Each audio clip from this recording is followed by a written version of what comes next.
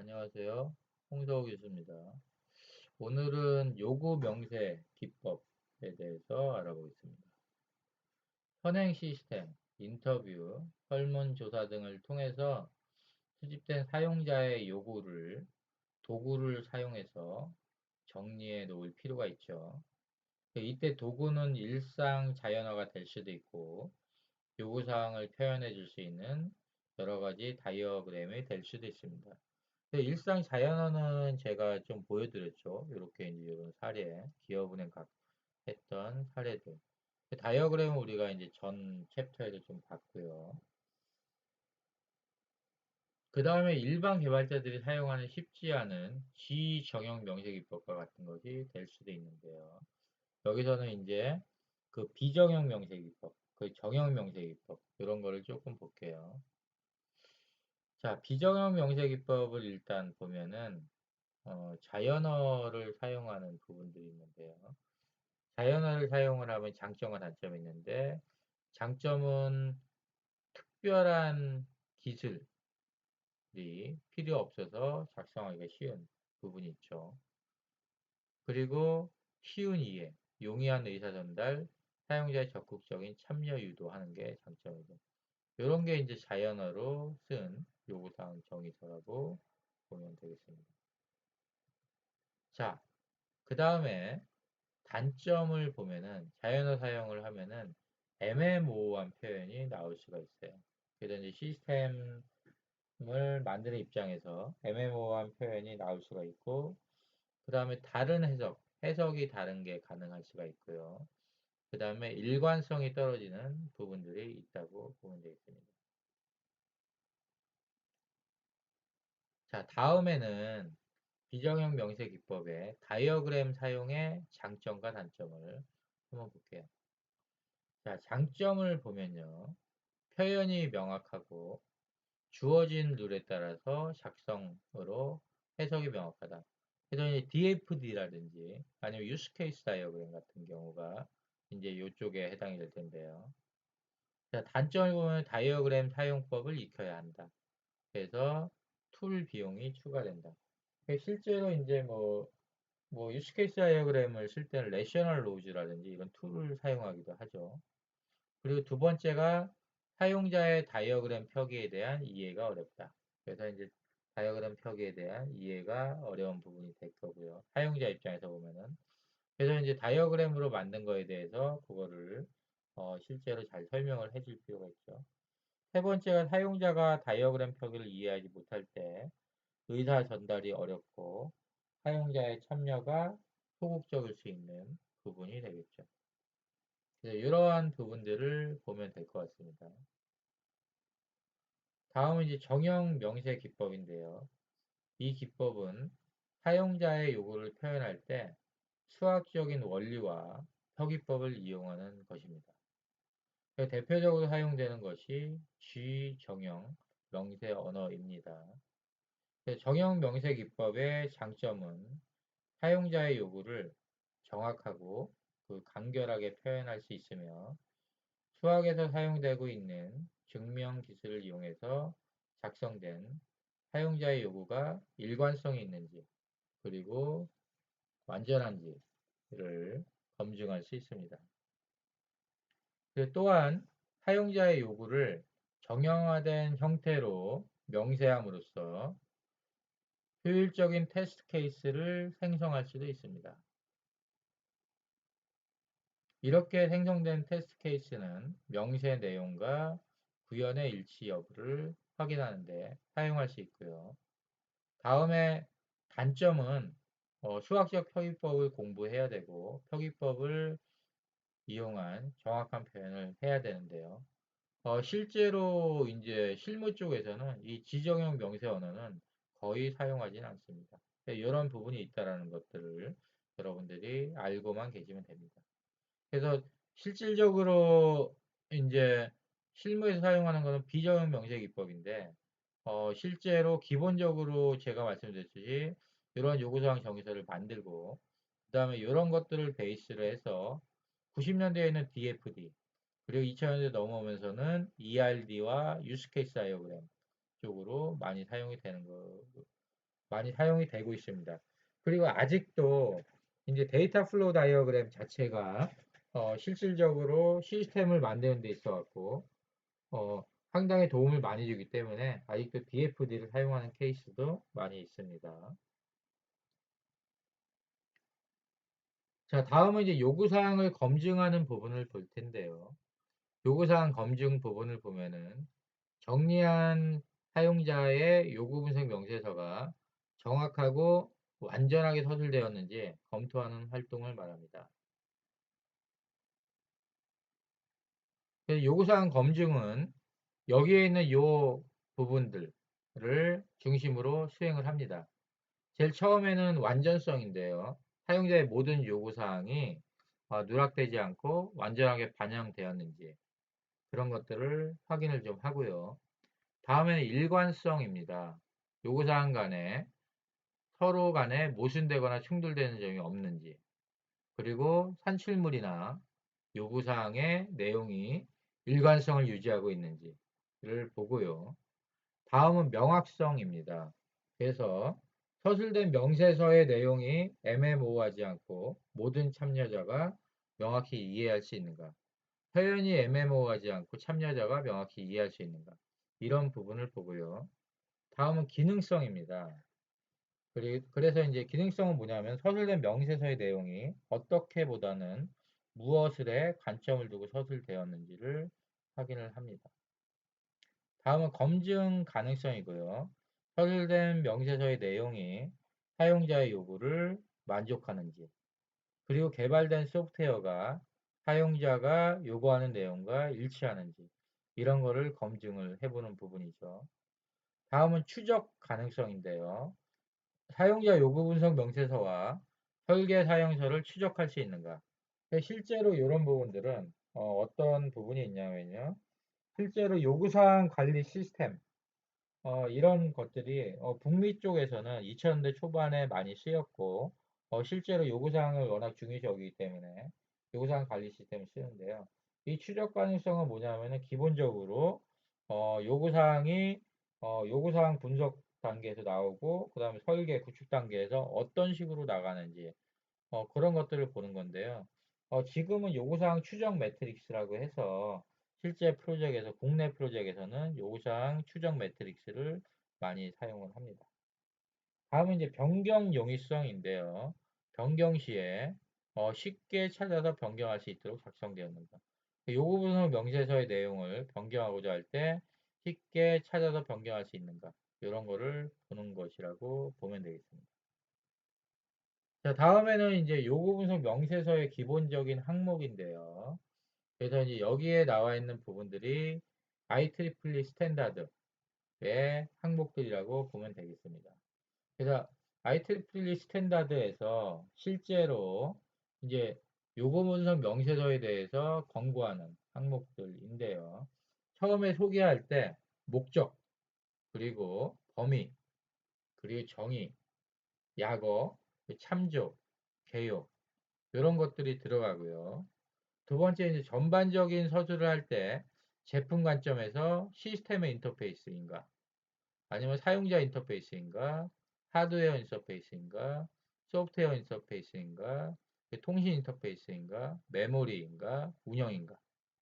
그 제품의 기능적인 부분, 그 사용자 특성, 그 제약사항에서 규제 정책이라든지 하드웨어 제약사항, 그 다른 응용 프로그램과의 인터페이스, 병렬 수행, 감사 기능, 제어 기능, 그 신뢰성 요구사항, 안전 및 보안 요구사항, 이런 것들이 있는지 보는 겁니다.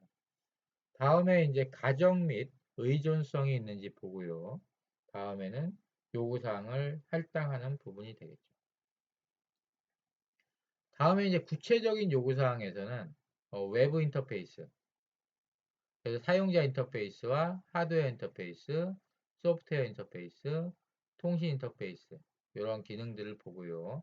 다음에 성능 요구사항, 그 로컬 DBA 요구사항, 설계 제약사항, 그 소프트웨어의 시스템 속성, 그 신뢰성, 가용성, 보안성, 유지보수, 용이성, 이식성 이러한 내용들이 요구 분석 명세서에 들어가기를 원하는 것들이죠.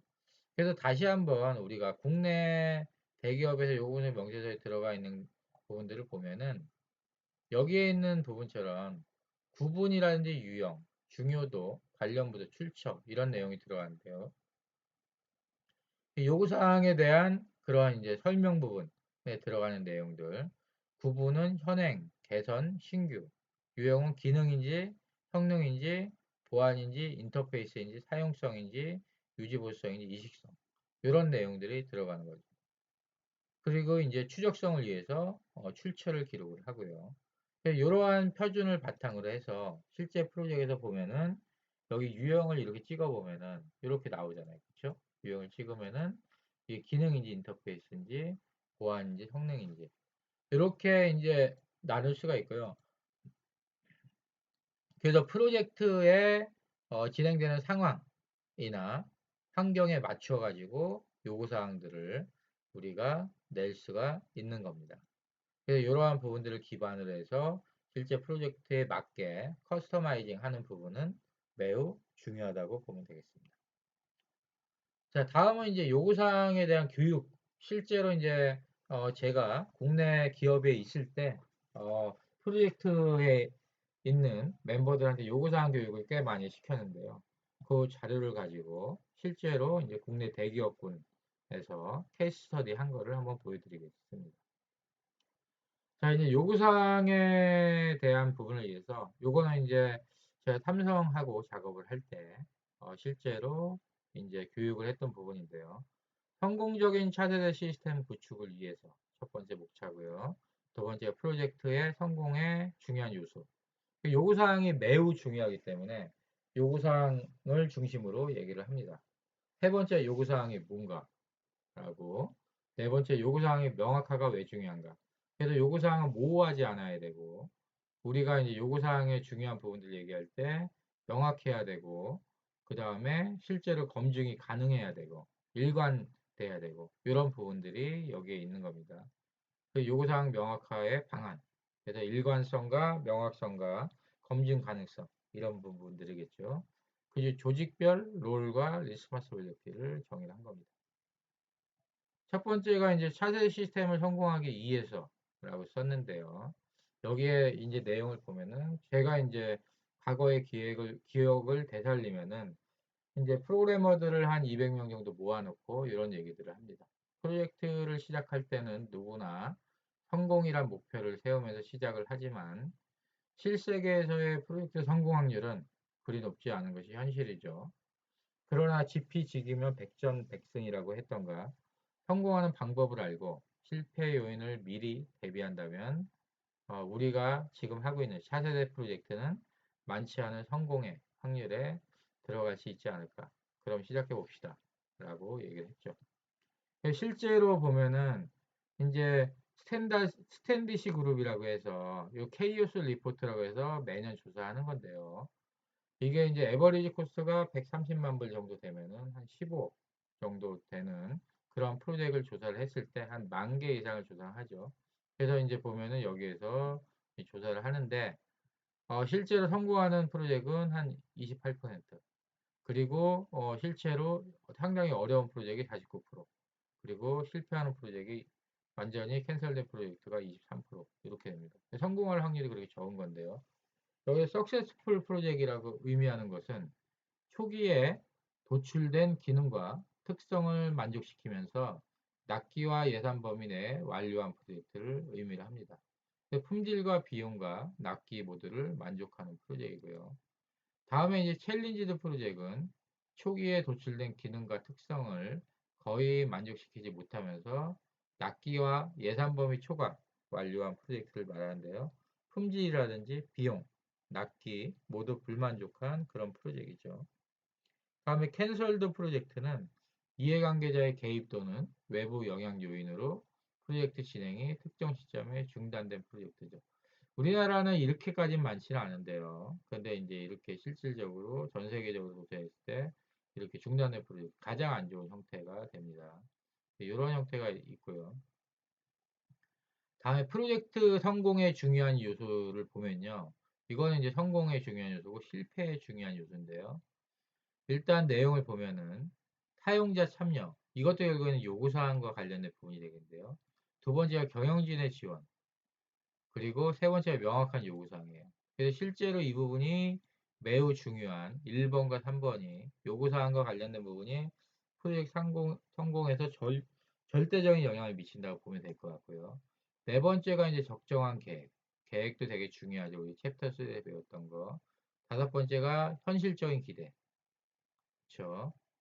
그 다음에 여섯 번째가 스몰러 프로젝트 마일스톤. 마일스톤을 이제 적게 잡는 것들.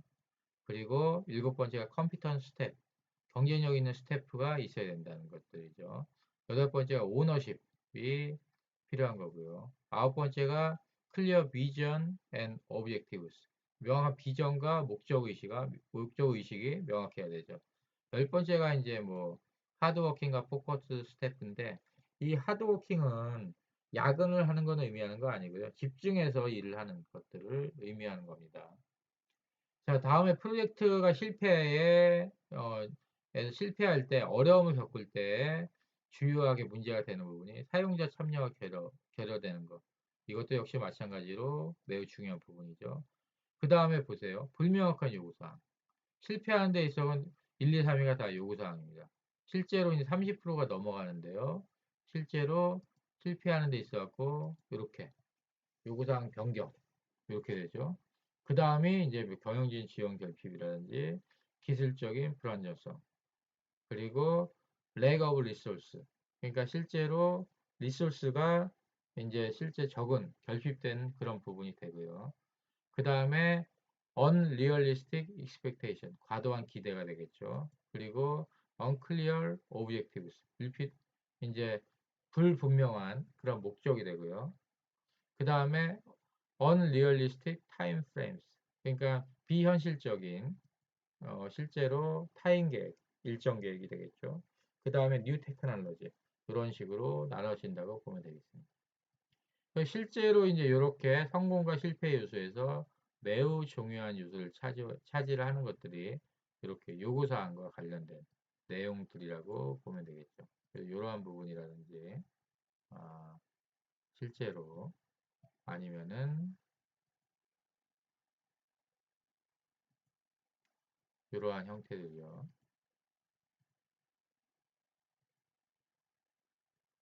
그리고 뭐 이런 것들. 요구사항과 관련된 중요한 부분들인데요. 이러한 부분들이 매우 중요한 요소가 되겠죠. 다음에 이제 요구사항이 무엇이냐라고 보는 건데요.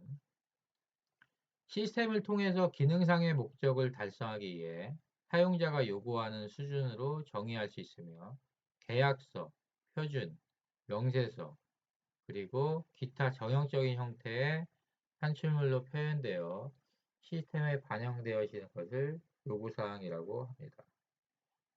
그래서 프로젝트의 요구사항을 보면은 코스트, 그리고 비용, 딜리버리 스케줄, 실제로 이제 일정, 그리고 레포팅 프로시저, 레포팅의 절차, 그리고 소프트웨어 디벨롭먼트 메소드, 소프트웨어의 개발 방법론, 그리고 퀄리티 어슈어런스, 품질 보증, 그리고 베리데이션 앤 베리피케이션 크라이테리아. 그래서 실제로 이제 어떤 검증의 기준, 그리고 acceptance procedure, 그리고 인증, 그러니까 인수. 실제로 보면은 끝나고 나서 이제 고객한테 인수를 해줘야 되는데 인수인계의 절차, 이런 부분이 되겠습니다. 다음에 소프트웨어 부분에 이제 계약 전에 이제 이런 부분이 중요하고요. 준비하고 RFI, RFP 계약을 하는 단계고요. 계약 후에 이제 실질적으로 분석 설계, 그리고 코딩 및 테스트하고 디플로이먼트, 전개를 할 때 이때 중요한 요구사항은 소프트웨어의 리ኳ이어먼트, 펑셔널, 기능 요구사항이고요. 그 다음에 퍼포먼스, 성능 요구사항이고요. 그 다음에 인터페이스, external to the software, 외부 인터페이스죠. 그 다음에 qualification requirement, 품질에 대한 요구사항. 그리고 safety, specification, 안전과 관련된 명세, 안전성이라든지. 그리고 security specification, 그래서 보안과 관련된 그러한 요구사항들. 그리고 데이터 앤 데이터베이스 리ኳ이어먼트. 그리고 인스톨레이션 앤 억셉턴스. 그래서 실제로 이제 인증을 한다든지 아니면 뭔가 새롭게 인스톨레이션, 디플로이먼트. 그러니까 실제로 전개를 하거나 그리고 실제로 인수인계하는 그런 부분들이죠. 승인을 하는 부분들. 다음에 시스템 리ኳ이어먼트를 보면은 오가니제이션, 조직, 그리고 비즈니스, 유저, 이 세이프티, 보안, 세이프티는 안전성, 시큐리티 보안, 그 다음에 휴먼 팩터 엔지니어링. 그래서 이제 이러한 형태들, 실제로 시스템의 어떤 요구사항들이 됩니다. 그래서 ISO 9126의 품질 요구사항이라든지, 뭐, 포터빌리티, 이런 것들도 실질적으로 시스템의 리ኳ이어먼트라고 보면 될 거예요. 자, 요구사항 관리의 라이프 사이클을 한번 볼게요. 요구사항을 도출을 하고요. 정의를 합니다. 그 다음에 요구사항을 확인을 하는데요. 이런 부분들, 확인을 하는 부분들은 고객과 같이 주로 확인을 하죠. 그 다음에 요구사항 변경 관리를 합니다. 요구사항이 확정이 된 이후에는. 자, 그럼 하나하나를 간단하게 좀 내용을 한번 볼게요.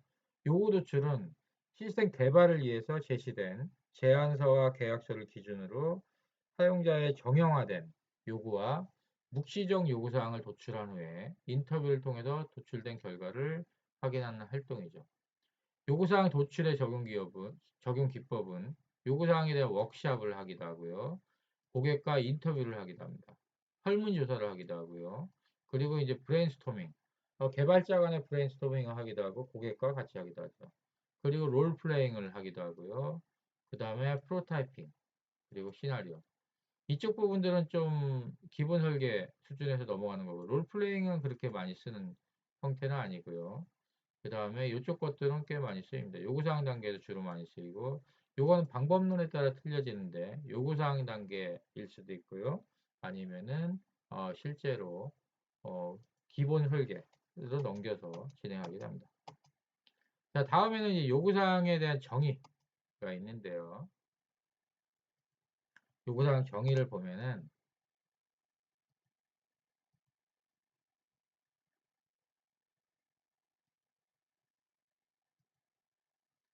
도출된 요구 내용을 체계적으로 정의한 후에 관련 근거를 참조하여 수용 여부를 결정하고 수용하기로 결정하실 경우에 해당 요구사항에 대한 수행 범위 및 우선순위를 결정한 후에 요구사항을 유형별로 분류하고 내용을 명확히 문서화해서 고객에게 인수 기준으로 제시될 수 있도록 관리를 합니다. 자, 요구사항을 확인하는 부분인데요. 정의된 요구사항이 시스템에 구현되는 과정 및 최종 시스템의 구현 여부를 확인하는 활동이 되겠습니다. 다음에 이제 요구사항의 변경 관리인데요. 프로젝트 수행 중에 외부와 내부적 요인에 의해서 요구사항의 변경이 발생하는데요. 이에 대한 효율적인 관리를 수행하기 위한 절차를 의미합니다.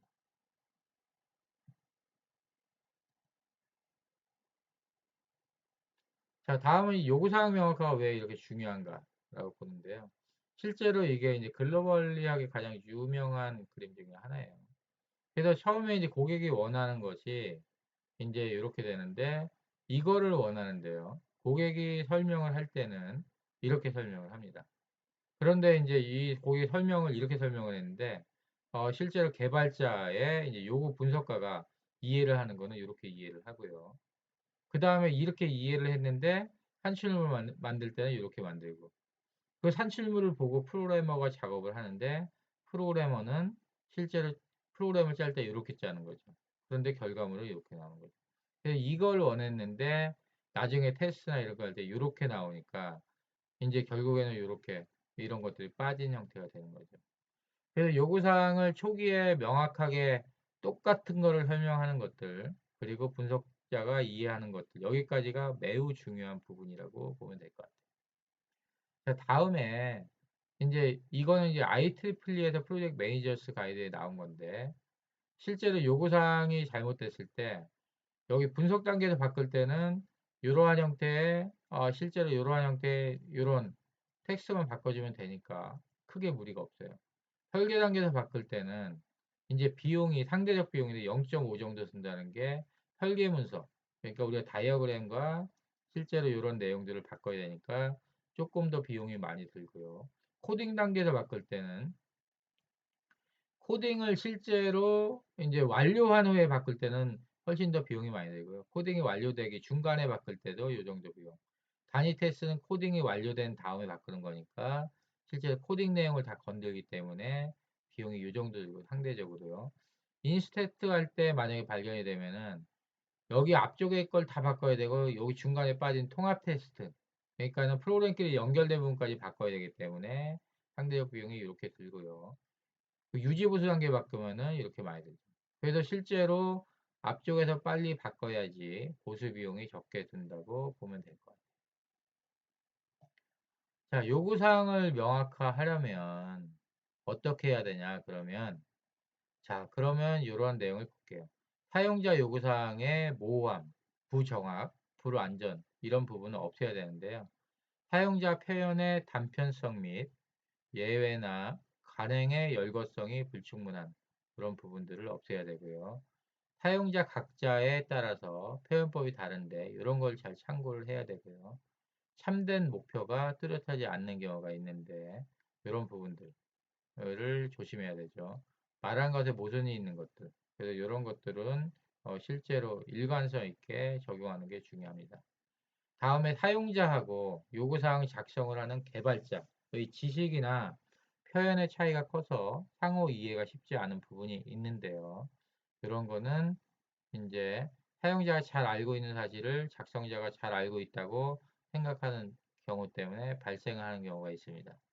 다음에 사용자에 있어서 너무나도 자명한 것을 발언하지 않는 경우, 상식의 누락이라고 볼 수가 있겠죠. 그리고 작성자가 사용자의 참된 목표를 파악하는 것은 중요하지만 쉽지가 않은 부분이 또 있습니다. 다음에 사용자의 요구는 개별적이고 예외가 있어서 결과와 구조가 어려운 경향이 있죠.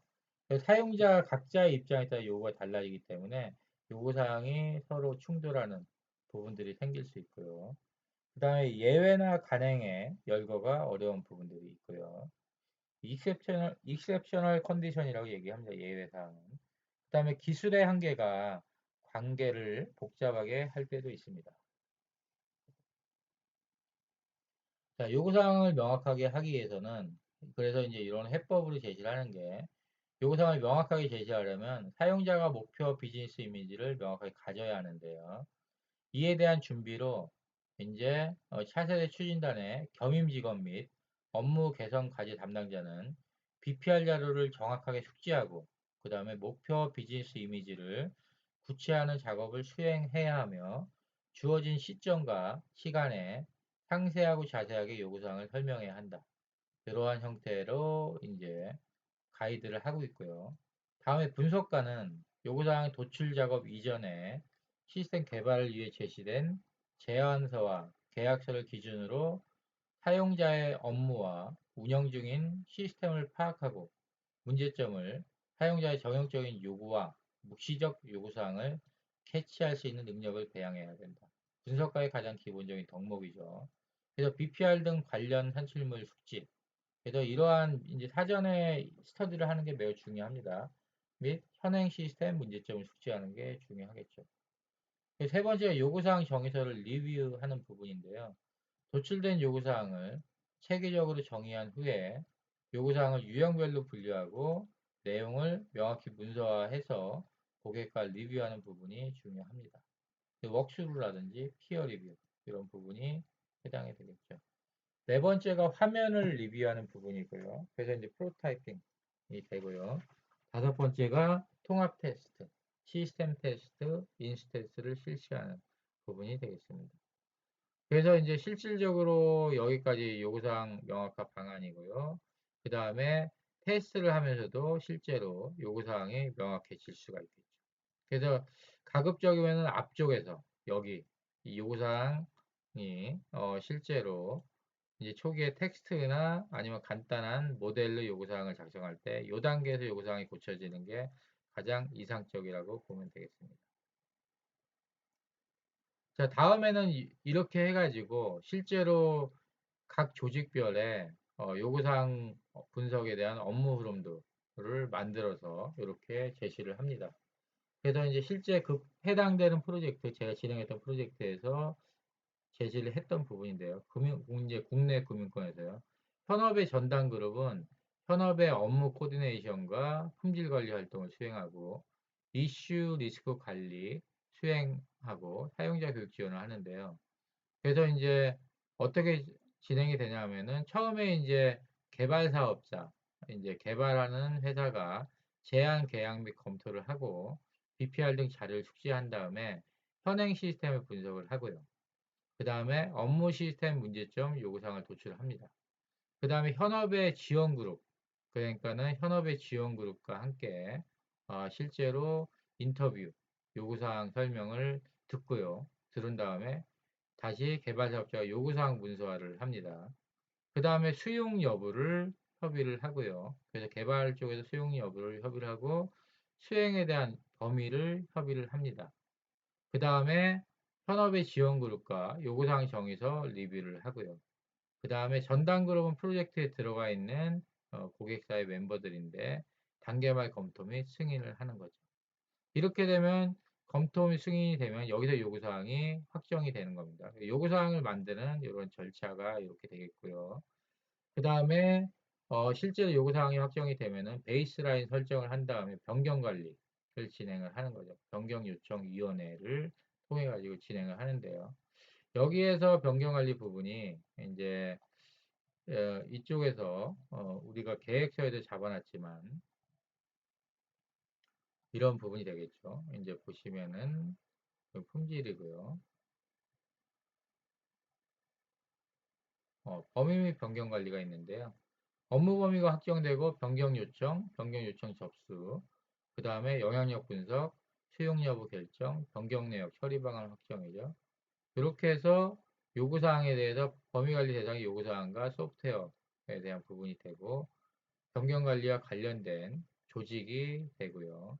그래서 이제 변경 통제위원회를 통해서 일반적인 대부분 변경을 관리를 한다고 보면 되겠습니다. 그래서 이제 이러한 형태로 실제로 저런 계획서와 그 다음에 요구사항에 대한 부분들이 이렇게 명확하게 되는 거죠.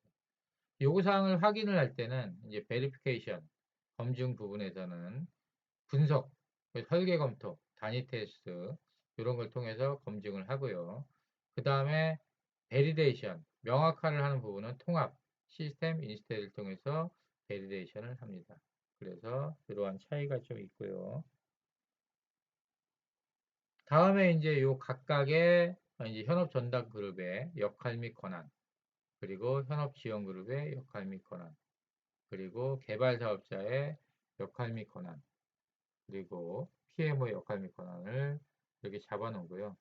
개발 사업자 쪽, 개발자 입장이 요구사항 부분이 많이 나오니까 한번 보면은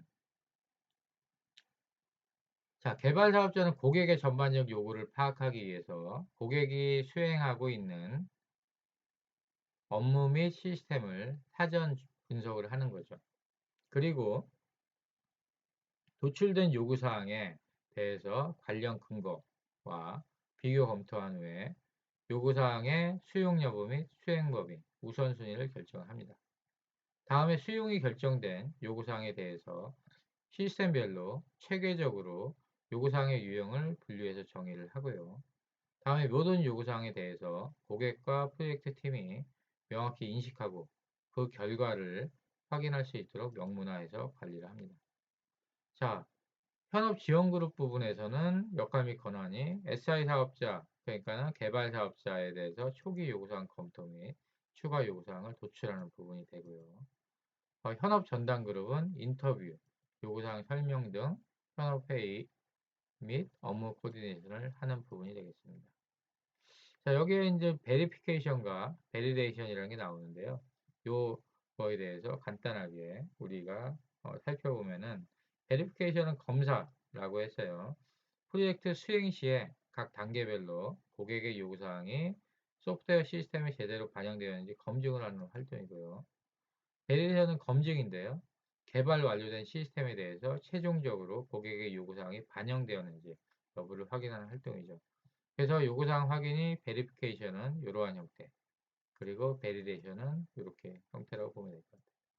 그래서 지금 여기서 제가 케이스 스터디 보여드리는 부분들은 우리가 이제 책에 나와 있는 거는 대부분 이제 글로벌 스탠다드나 이러한 이론적 기반을 가지고 있지만 실제로 이제 현업에서 사용을 할 때는 이론적 기반에다가 현실에 맞게 사람들이 프로젝트를 실제로 해야 되니까는 프로젝트의 이제 구성원들 그리고 프로젝트 환경에 맞게 조금은 변형을 좀 많이 구하는 부분이 있습니다. 그래서 여러분들이 기본적으로 이제 이러한 형태 좋은 시스템이라든지 아니면 좋은 프로그램들을 만들 때는 반드시 이론적 베이스를 익히고 그 다음에 이것들을 계속적으로 어, 변형 적용을 하면서 자기가 이제 가장 자기한테 맞는 그러한 형태의 실제로 방법론을 가지고 있는 게 매우 중요합니다.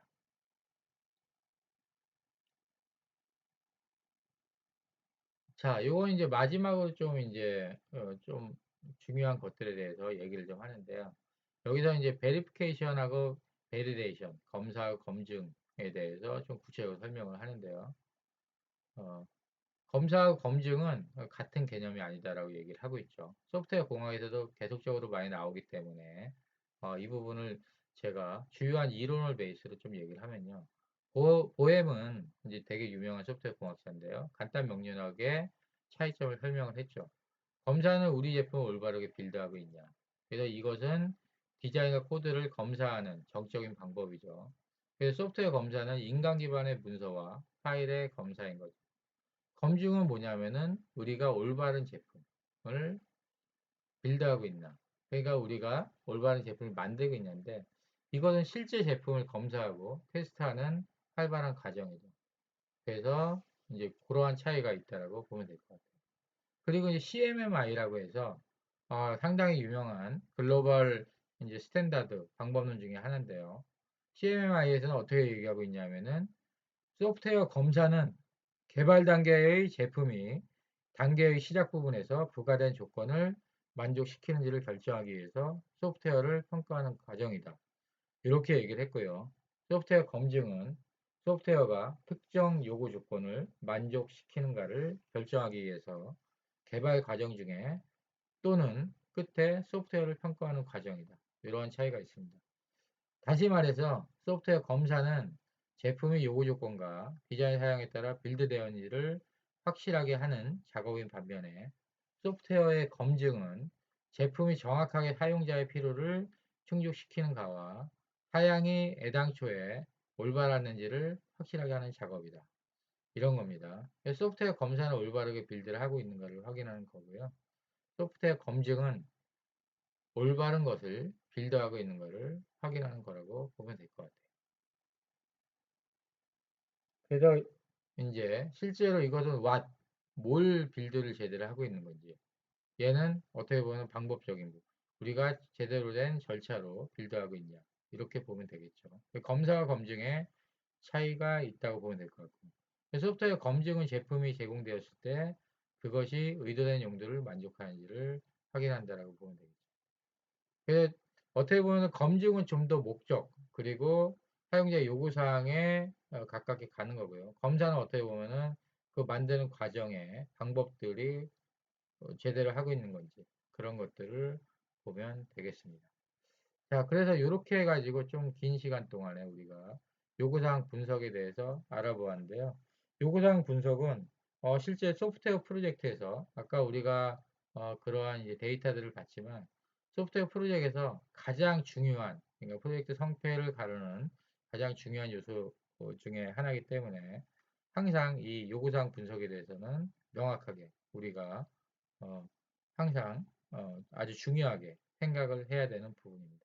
자, 그럼 이상으로 요구사항 분석에 대해서 우리가 아주 장시간 동안 수업을 진행을 했었는데요. 이상으로 이 챕터를 마무리하도록 하겠습니다.